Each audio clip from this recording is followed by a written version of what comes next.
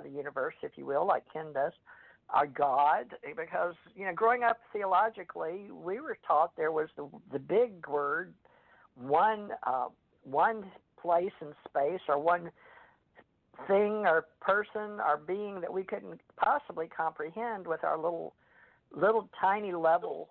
We're like drops in a big ocean of water. So we can't really understand the entire ocean because we're all little drops of water. Is that sort of what we're doing? Is that what we're touching? Is the universal order may have this big ocean of water up there, so to speak, and our little drops? How do we raise? And that's what Ascension Age is about, sharing. How do we learn to communicate this huge place in space that's larger than the universe, actually? And I'd like to get into that a little bit. But, Ken, how far does your expansion go? Because I use the minimum of 7 levels universally, like the Russian doll theory, a level on the side of level. But how far do you universally, you believe there's other universes out there? Well, I'm not sure that I'm the qualified one to answer that question for sure, but I like to look at it from the standpoint of where we are now. We are restricted by time, distance, and space. And if we're looking at the speed of light, and that means that if we're picking up signals coming from another galaxy in another part of the universe, and I want to communicate with that person, you may find out that was millions of years ago that signal may have left that area. But yet, in telepathy or in the mental, I think I accept the fact that we can mentally communicate beyond the speed of light. And this is where the challenge of contact, of higher intelligence and higher beings are. So there's still so much for us to learn, and it's always exciting. Biggest problem we have to worry about is the misinterpretation of what communications we're getting and what our purpose is and how we're supposed to use that intelligence. And unfortunately, we've seen it being used in the negative and conquering and destroying. And being an old Marine, that's, you're trained to be able to think in those terms, to put it behind you and then look at how can we help make peace in the universe, not just here on the planet Earth, but that we can all work together as intelligent beings. I'm right now, I'm looking at my screen here, Ahmed, and I'm looking at this picture. I presume this is you. To me, that it's a beautiful gray with very nice, intelligent eyes. I just found it. Anybody else? Go ahead, else. Yeah, good in real life. Well, that's just it. Well, I guess I've rambled enough on that. There's still so much for us to learn, and the only way we're going to get there is by working together as a team, and that's what we're creating now, is a team. And the people who are going to take offense, because they're out there that believe that their interpretation of the universe and of the creation and intelligence is the only way to look at everything. We have those that would be against us. And then there are those that are going to say, well, what was that cartoon kicker? They always says, that sounds logical. I'm more of in favor of, it does sound logical, but let's always be careful. You've got to watch as a Marine. You always got to keep your eyes looking around to be sure there's not someone drawing a bead on you as a sniper. So we have the negatives and we have the positives. Let's work towards the positives, and I think that we're going to see a great success taking place here within the very near future. The full disclosure is going to be the biggest part of it, and I'm excited about having been chosen. And who was that? William Tompkins has his book called wait a minute, Selected by Extraterrestrials. And I'm chosen. Yeah, you're right. Chosen. That's right. In my new book, I put selected by extraterrestrials. So why not? I mean, there's But there are people that are going to say, "Oh my gosh, he thinks that he's been in contact with extraterrestrials. He's a wacko." Well, maybe being a wacko is a smarter way to go. I don't know. I'm open. I'm open to it. So anyway, I'm excited. Go ahead. Being somebody outside the normal is not necessarily a bad thing, because if you look at the world out there, most people are unaware of what's going on. So being outside the box doesn't make you different or a wacko. It just makes you more aware of the situation that's happening around you.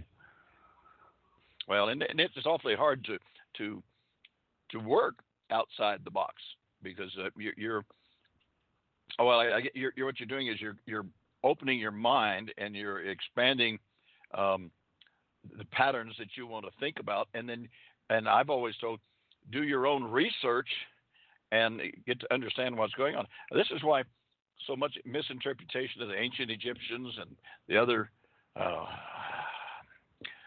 parts of our past histories have been misinterpreted, I think, in many respects.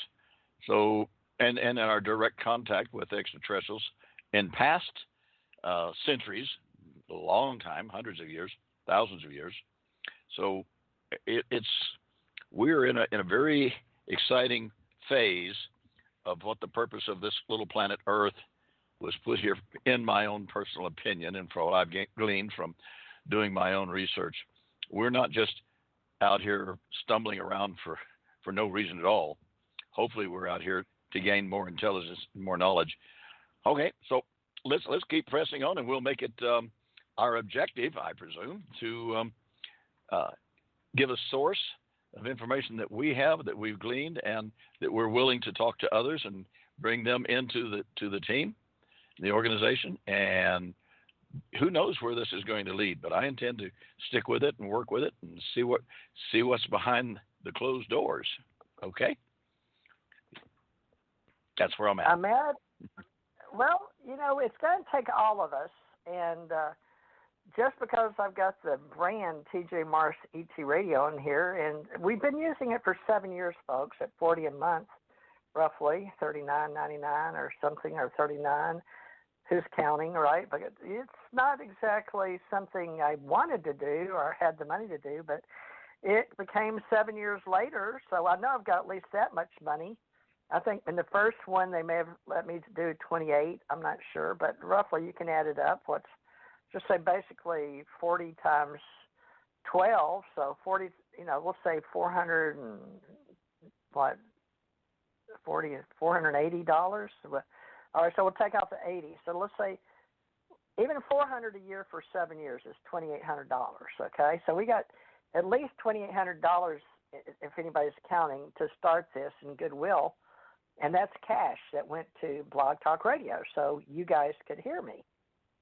And I'm mad, roughly 6 out of the 7, or maybe even 7 out of the 7 if we go back and check. And then Ken, I know he was on at least in 2016 because I found it. So at least 3 years, Ken, and you don't even think about that or recognize it. So it's interesting that, we're building this ACO association, and we have in the United States, we have articles and bylaws to go by, so you can figure out if you'd like to fit in. We've got the ACE Folk Life Society. We've got ACE Metaphysical Institute. We have arts, the ACE Metaphysical Institute graphic artist, Amiga, and Amigo. So we're going to work together with the authors and artists and communicators and radio hosts and whoever else wants to work with us as an individual, thinking or knowing and sharing information that you feel that you want to share with others. And that gives us a narrative to support. And I've recently watched a lot of YouTubes at night trying to educate myself.